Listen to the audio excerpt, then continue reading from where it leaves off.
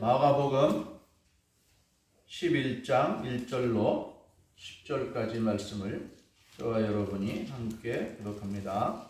아니요, 여기 대받치는 거 있던 거 어딨어? 대받치는 거 있는지 발이 싫어 원래 나는 잘. 마가복음 11장 1절로 10절까지 저와 여러분이 함께 기록합니다. 그들이 예루살렘에 가까이 와서 감람산 벳바게와 베다니에 이르렀을 때에 예수께서 제자 중 둘을 보내시며 이르시되 너희는 만평으로 가라. 그리로 들어가며 곧 아직 아무도 타보지 않는 나귀 새끼가 내어 있는 것을 보리니 풀어 끌고 오라. 만일 누가 너희에게 왜 이렇게 하느냐 묻거든 주가 쓰시겠다 하라.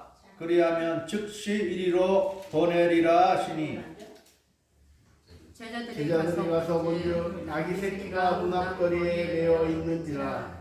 그것을 보니 거기 서 있는 사람 중 어떤 이들이 이르되 나귀 새끼를 풀어 무엇하려느냐 하며 제자들이 예수께서 이르시기로 말하되 이에 허락하는지라.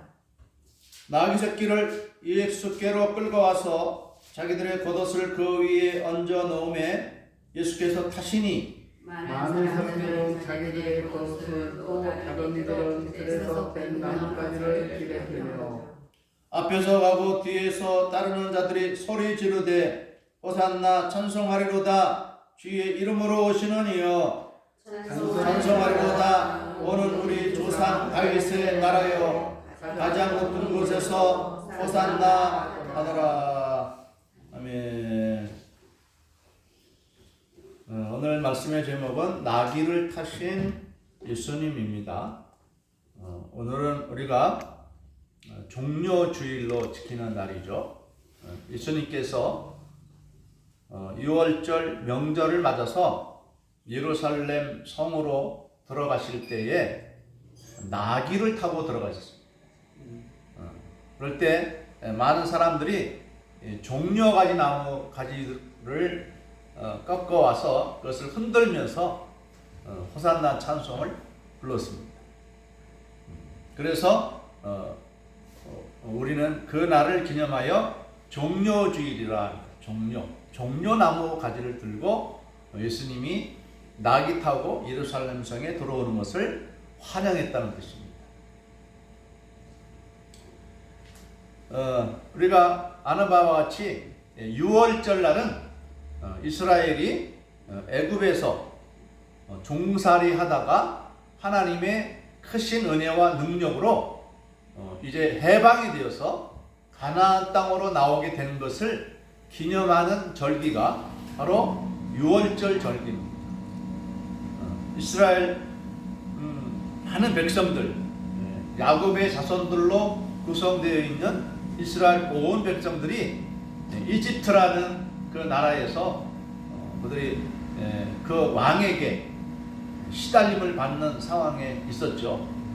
종노릇하는 강제 노동에 시달리는 이런 상황에 있을 때 하나님이 모세라는 사람을 보내서 그 백성들을 이집트에서 이제 이끌고 나오는 그런 날입니다. 하나님이 애굽 왕 바로에게 내 백성을 내보내라고 하는데 이 바로 왕이 그 말을 듣지 않습니다. 하나님이 누구간데 내가 이스라엘 백성들을 내보내겠느냐? 절대 못 내주겠다. 그렇게 할 때 하나님이 그 이집트에 10가지 재앙을 내렸습니다. 그 10가지 재앙 중에 이 마지막 번째 재앙이 뭐냐면 바로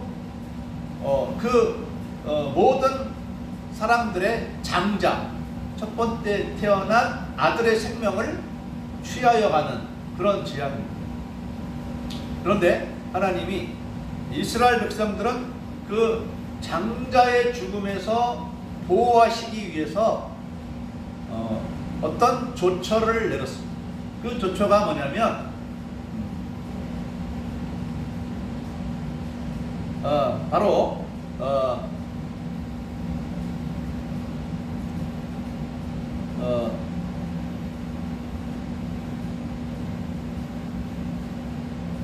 어린 양을 잡아서 그 피를 설주와 임방에 바르고 하는 그런 일을 행하게 하신 것이죠. 그리고 나서 그 죽은 그 어린 양의 고기를 불에 구워 먹고 또 쓴나물을 먹고 또 무교병을 먹도록 그렇게 유월절 절기를 정해줬습니다.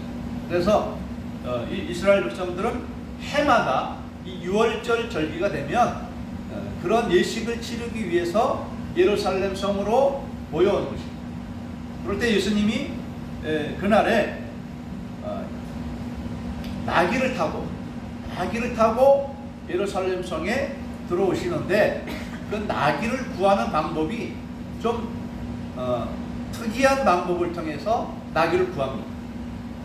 보통은 나귀를 구하려면 나귀 임자에게 미리 가서 당신의 이 나귀를 빌리고 싶으니까 나귀를 좀 빌려주십시오 이렇게 해야 되는데 예수님이 자기 제자들 중에 2사람을 불러서 그 벳박의 마을로 보냅니다.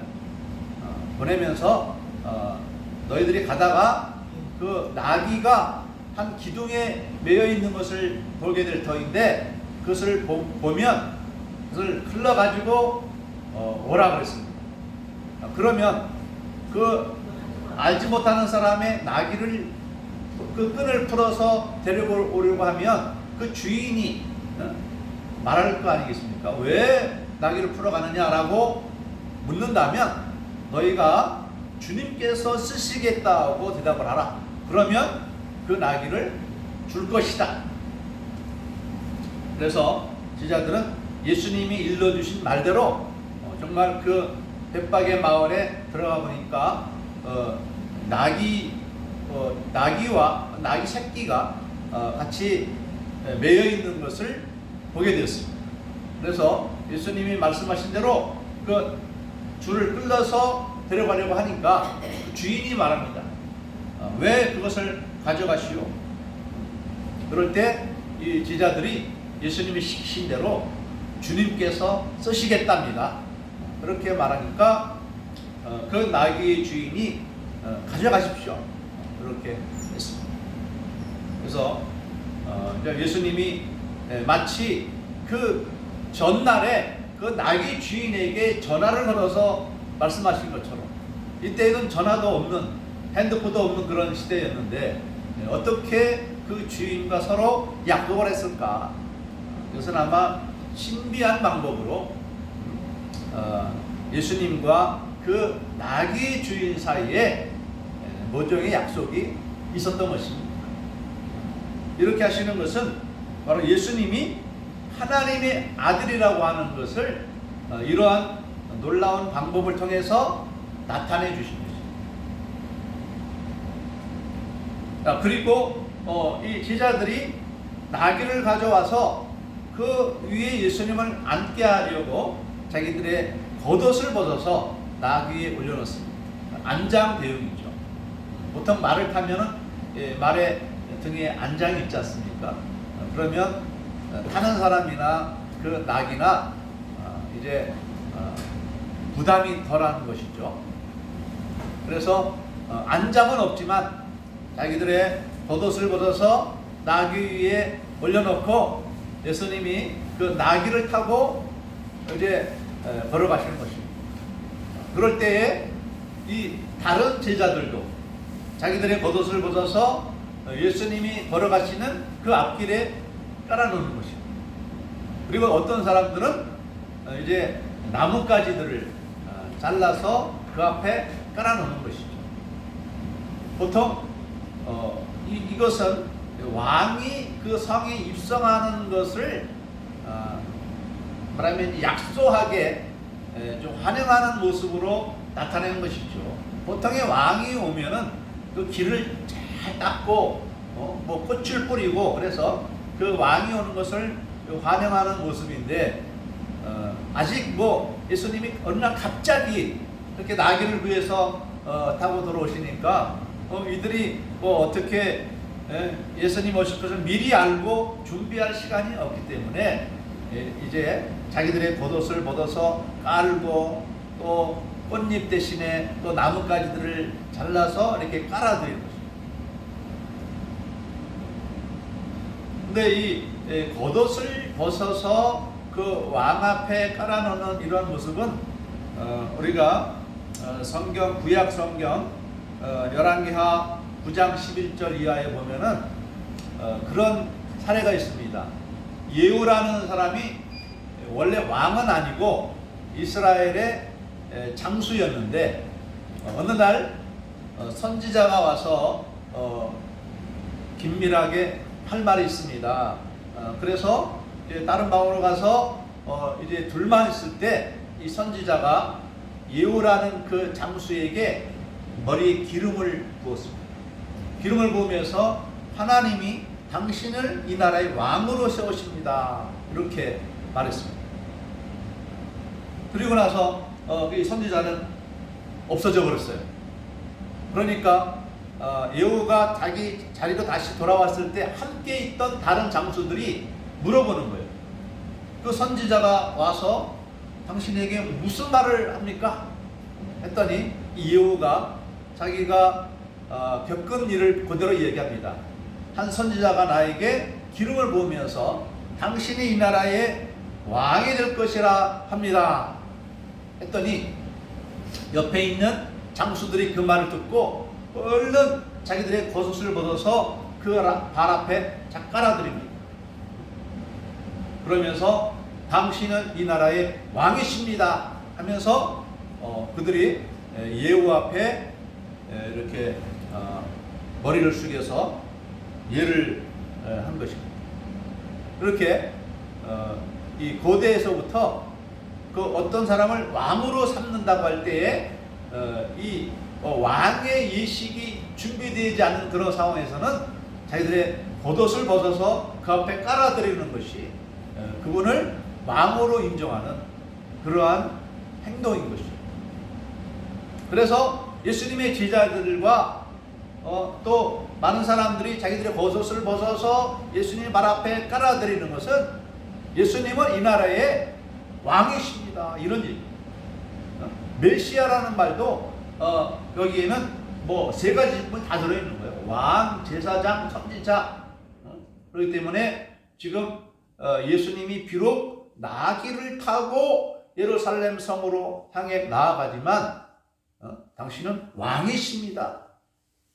이런 모시언이 바로 겉옷을 벗어서 깔아드리고 나무 이 가지들을 꺾어서 그 앞에 깔아드리는 것입니다. 노래도 그래. 노래를 불렀죠. 무슨 노래를 불렀습니까? 우리 9절 11장 9절에서 보면 앞에서 가고 뒤에서 따르는 자들이 소리 지르되 호산나 찬송하리로다 그랬어요. 호산나라는 뜻은 이제 구원해 주시옵소서 이런 뜻입니다. 이제 구원하여 주옵소서. 우리를 구원해 달라는 그러한 소리가 바로 호산나입니다. 찬송하리로다 주의 이름으로 오시는 이여 찬송하리로다 오는 우리 조상 다윗의 나라여 가장 높은 곳에서 호산나 그랬어요. 이것은 이제 전쟁을 통해서 승리하고 오시는 자기 왕을 찬양하는 노래가 바로 오늘 이 말씀의 찬양입니다.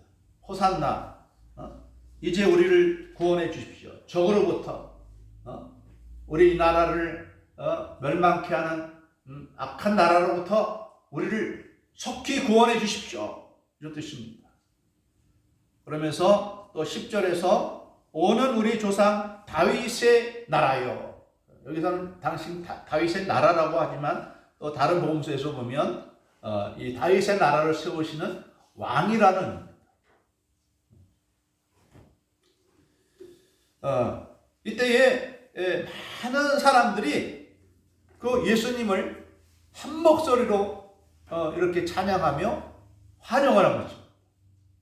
근데 우리가 이 모습을 상상해 볼 때에 뭔가 약간 뭔가 맞지 않는 분위기와 맞지 않는 모습을 우리는 상상하게 되지 않겠습니까? 왜냐하면 왕이라고 하는데 커다란 말을 이렇게 좀 타고 늠름하게 오시는 것이 아니라 조그만 나귀. 예? 말은 크지만 나귀는 그렇게 크지 않잖아요.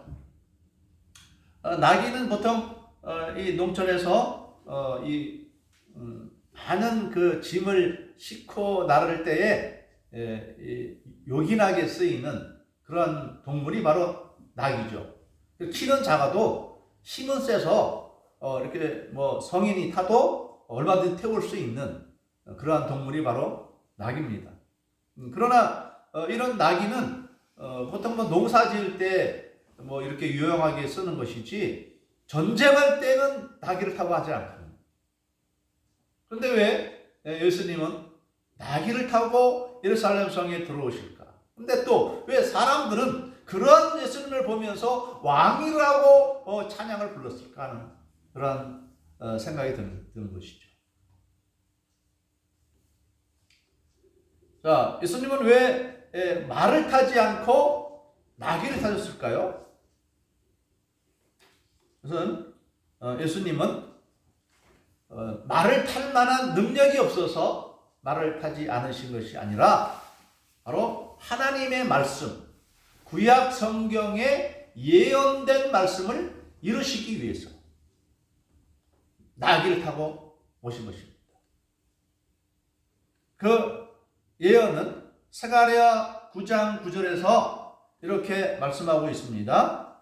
시온에 따라 크게 기뻐할지어다. 예루살렘에 따라 즐거이 부를지어다. 보라, 내 왕이 내게 임하시나니 그는 공의로우시며 구원을 베푸시며 겸손하여서 나귀를 타시나니 나귀의 작은 것 곧 나귀 새끼니라. 이렇게 말씀합니다. 예수님이 바로 이 말씀, 스가랴 9장 9절에 있는 말씀을 그대로 적용하신 것입니다. 그래서 나귀 새끼를 타고 나귀 새끼라고 하지만 이제 한 번도 사람이 타보지 않은 그런 나귀라고 했어요. 그래서 새끼니까 뭐 조그맣다 하는 이런 의미가 아니고 한 번도 안 타본, 처음으로 타본, 우리 사람도 이제 청소년 정도에 되면 키가 성인의 키에 이르죠. 어리지만 키는 성인의 키에 이르게 됩니다. 보통 군대에서 전쟁하러 나가는 군대에 가는 청소년들은 나이가 그렇게 많지가 않죠. 이제 막 성인이 돼서 이제 뭔가 이제 사회생활을 할 수 있을 만한 그런 나이가 바로 군대 입대하는 청년기 아니에요. 여기서 말하는 나귀도 그런 나귀를 말하는 것입니다. 그래서 예수님이 비록 나귀를 타고 오시지만 예수님은 누구다? 왕이다. 이 말이에요. 왕이다. 그런데 왕이 왜 나귀를 타고 오시는가? 왜 나귀를 타고 오신다 그랬습니까? 겸손해서. 즉 다른 말로 말하면 예수님이 이스라엘의 왕으로 오시는 것은 무력으로 칼로 나라를 세우는 것이 아닙니다. 보통 나라를 세우는 사람들은 칼로 나라를 세우죠. 신라가 멸망하고 고려가 세워질 때, 고려가 멸망하고 또 조선이 세워질 때 다 칼로 혁명을 일으켜가지고 왕이 되지 않았습니까? 이스라엘 백성들은 그런 왕을 원했습니다. 혁명가로 오는 왕. 그래서 헤롯의 군대를 멸망시키고 로마의 군대를 멸망시키고 새로운 이스라엘을 세우실 걸로 그렇게 생각하라고 기대를 했어요. 그런데 이것은 이스라엘 사람들의 생각이고 하나님의 계획은 달랐어요. 하나님의 계획은 로마 군대와 헤롯의 군대를 멸망시켜서 칼로 그들을 물리쳐 죽이고 새로운 이스라엘을 세우는 것이 아니라 이제는 영적인 하나님의 나라. 오늘 우리 하나님의 나라가 이 땅에 있는데 우리 눈에 보입니까? 안 보입니까? 안 보이죠. 나라라 하면 정말 왕이 또는 대통령이 있어서 신하들을 거느리고 거기에 뭐 국무총리도 있고 장관들도 있고 이렇게 해야 나라가 아니겠습니까? 근데 예수님은 오셔서 그런 일을 행하지 않으셨어요. 예수님이 행하신 것은 무엇입니까? 십자가에 못 박혀 죽으신 거예요. 이거는 보통의 왕이 아니죠. 우리 사람들이 생각하는 그런 왕이 아닙니다. 그런 왕이라면 왜 십자가에 못 박혀 죽으십니까? 왜 나귀를 타고 오십니까? 말을 타고 오시지. 칼 들고 오시지. 예수님의 나라는 칼로 이루는 나라가 아니라 십자가의 사랑과 은혜로 세우시는 나라가 바로 예수님이 이 땅에 세우신 하나님의 나라인 거예요.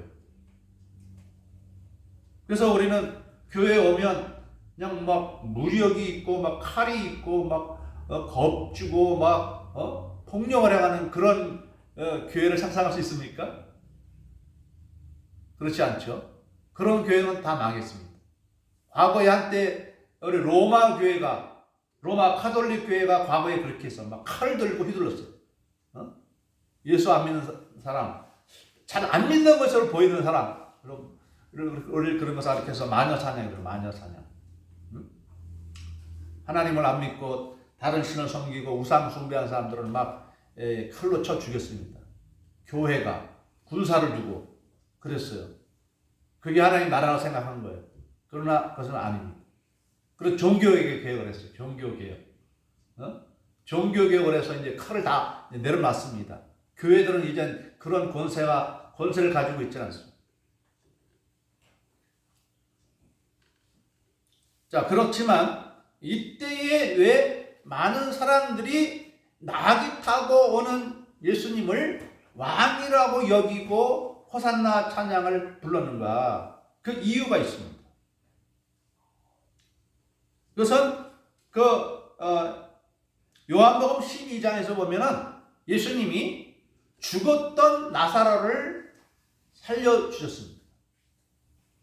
나사로라는 사람이 죽었는데 죽은 지 나흘이나 되어서 그를 굴에 이제 묘지 굴에 넣는데 이제 시신이 이제 창에서 냄새가 나는 정도가 됐어요. 완전히 죽은 거예요. 신체 조직이 막 썩어져 가는 그런 상황에 있는 그런 죽은 사람을 예수님이 살려낸 것입니다. 그런데 그 소문이 이제 그 나사로가 죽은 자가 살아나는 것을 본 사람들이 거기에 모여 있는 사람들에게 전한 거예요. 저분이 바로 죽은 사람을 살린 분이라고. 나사로를 살린 분이라고. 그렇게 얘기하니까 그래? 그러면 저분이 비록 나귀를 타고 오시지만 그 죽은 자를 살리는 그 능력으로 마음에 원하기만 하면 얼마든지 로마 군대, 헤롯의 군대 다 물리칠 수 있다고 믿었던 것입니다. 사람을 살리는 것이 어렵습니까? 죽이는 것이 어렵습니까? 네? 죽이는 것은 나약한 여자라도 죽이더라고요. 요즘에 어떤 처녀가 남자들에게 약물 먹여가지고 죽인 거 있잖아요. 그렇죠? 연약한 여자라도 강한 남자라도 몰래 약물을 먹이면 죽을 수가 있는 것이죠. 그렇지만 살리는 것은 현대 최고의 의학으로도 못 살립니다. 군대도 못 살리고 이 세상 그 누구도 죽은 사람은 못 살려냅니다. 죽이는 건 쉽게 죽일 수도 있어요. 그러나 살리는 것은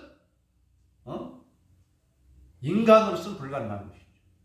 그런데 예수님은 죽은 자를 살렸으니 거기에 모인 사람들이 그 말을 듣고 나사로를 살렸다는 말을 듣고 호산나 찬송을 부른 것이고, 근데 그들이 얼마 못 가서 한 일주일도 못 가서 그들은 이제 마음이 바뀝니다. 어떻게 바뀌죠? 예수님을 십자가에 못 박아 죽이라는 사람들로 변합니다. 왜 변했을까요? 그들의 기대가 완전히 떨어진 거예요. 왜냐하면 예수님이 이제 예루살렘 성에 들어가시면 뭔가 일을 벌이셔서 당신이 스스로 왕이 되고 그러면 우리가 그를 따라서 나라를 새롭게 하려는 그런 마음을 준비를 하고 있는데, 오늘날 나타나신 예수님은 바리새인들과 장로들에게 결박이 되어가지고 꽁꽁 묶여가지고 또 채찍에 맞고 해서 아주 온몸이 10% 정도 해서 그렇게 나약한 모습으로 결박되어 있는 모습을 보는 거예요. 이분이 너희의 왕이다 하니까 그들을 실망한 것이죠.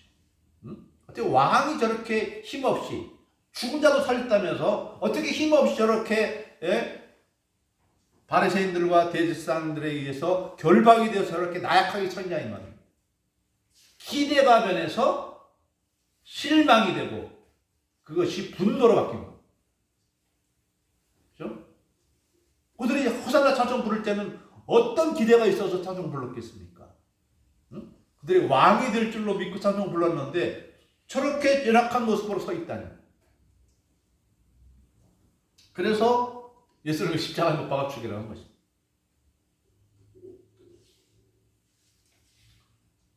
그러나 예수님은 이제 십자가라는 모습은 우리가 볼 때는 아주 참 부정적인 것이죠.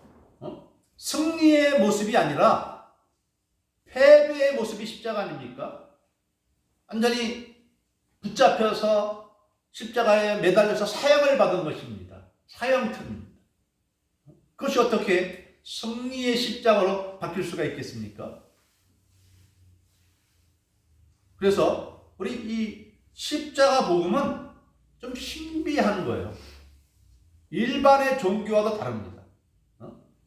승리가 아닌 죽음으로써 어떻게 반대로 말해서 죽은 건데 어떻게 이겼다고 말할 수 있냐 이 말이죠.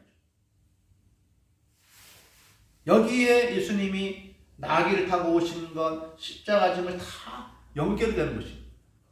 그런데 우리 6월절 날 다시 돌아가 봅시다. 6월절 날에 이스라엘 백성들이 어떻게 구원받았다고요? 다 장자들이 죽어갈 때, 그래서 이 이집트의 왕자로부터 시작해서 온 이집트의 장자들이 다 죽어서 거기 깜짝 놀란 애굽왕 바로가 당신의 백성 데리고 나가라고 이렇게 해서 출애굽이 이루어진 거거든요.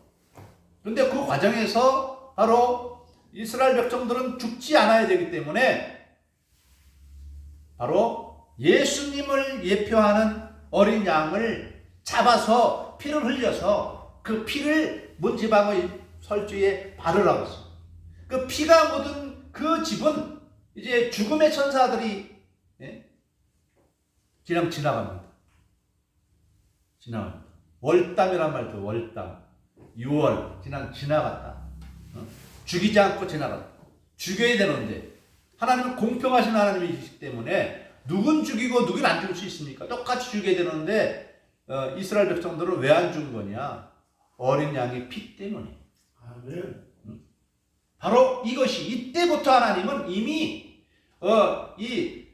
이스라엘 백성들의 이 세상 사람들의 죄를 사할 수 있는 그 길을 어린 양을 통해서 열어놓은 것입니다. 살 길을. 그래서 이는 우리가 아벨의 제사로부터 창세기 4장에서 나오는 아벨의 제사로부터도 나오죠. 자, 아벨이 하나님을 섬길 때 어린 양의 이 새끼에 기름을 태워서 하나님께 제사를 드렸는데 그 어린 양 첫 새끼의 그 기름을 태우기 위해서는 피를 흘리죠. 죽여요.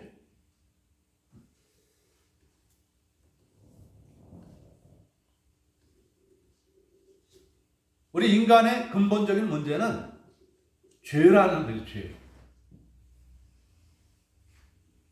원수된 사람을 좋아할 사람이 있습니까?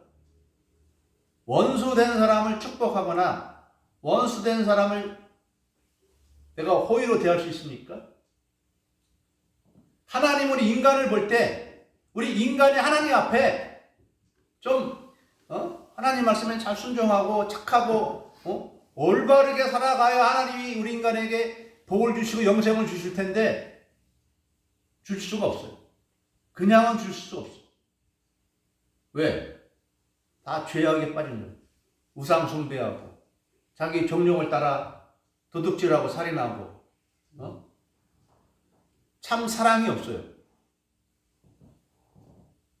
그러므로 하나님 우리 인생들을 구원해 주시기 위해서 채찍이라는 방법으로 칼이라는 방법으로 우리 인간을 변화시켜 주신 것이 아니라 십자가의 피로써 변화시켜 주시는 것입니다. 십자가의 피로써 대신 죽으심으로써 우리가 가지고 있는 우리가 마땅히 내가 치료해야 될 내가 벌을 받아서 형벌을 받아서 멸망을 당해서 치료해야 될 죄값을 당신의 독생자 하나님의 아들이 자기 몸에 다 짊어지신 것입니다. 그래서 우리 하나님 앞에 사랑받을 만한 복받을 만한 자격이 없는 우리들이 자격을 얻은 것입니다. 아멘. 예수님이 피값으로 자격을 얻어서 하나님의 사랑받고 은혜받는 사람이 된 것입니다. 아멘. 이것이 하나님의 나라입니다. 칼로 세우는 하나님의 나라 아닙니다. 우리가 예수님 믿을 때 협박을 받아서 예수 믿는 사람이 있습니까? 없죠. 협박을 통해서 믿는 것이 아니라 주님의 한없는 사랑, 우리를 용서해 주시고 받아주시는 그 사랑 때문에 우리는 감사함으로 하나님을 믿는 것입니다. 이것이 능력이라는 것입니다. 이것이 능력이에요. 그래서 우리는 하나님과 원수된 우리가 하나님의 지극한 사랑을 받는 이제 하나님은 우리를 볼 때 어떤 눈으로 우리를 바라보시느냐?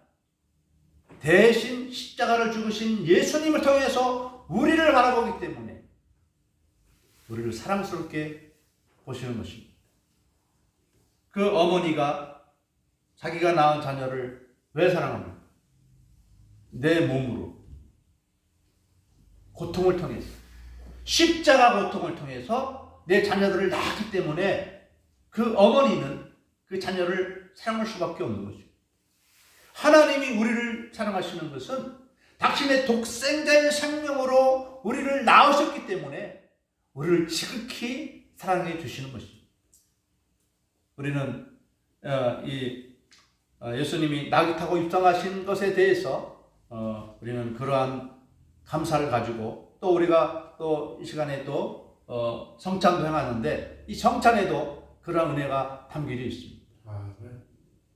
예수 그리스도는 사랑으로 우리를 구원해 주셔서 하나님 나라 백성 삼아 주신 메시아요 왕이라는 사실을 우리가 알고 이 예수님을 늘 따르고 감사히 여기고 우리 주님 주신 뜻대로 이제 변화된 새로워진 사람의 새로워진 삶을 살아감으로써 우리를 구원하신 주님의 뜻을 이루는 그러한 우리가 되어야 할 것입니다.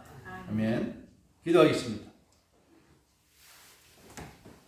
사랑하는 하나님, 우리 주님께서 비록 낙이 타고 예루살렘 성에 입성하셨지만 바로 하나님의 아들이시요 이제 십자가로 왕이 되신 우리 주님이신 것을 우리가 이 말씀을 통해서 알게 하여 주시고 우리의 평생에 예수 그리스도를 우리의 왕으로 삼아 이제는 내 뜻대로 내 고집대로 살아가는 것이 아니요 우리 주님이 주신 생명의 말씀을 따라 살아감으로써 영생과 복을 누리며 살아가는 저희 모두가 되게 하여 주시옵소서. 감사드리오며 예수님의 이름으로 기도하옵나이다. 아멘. 아멘.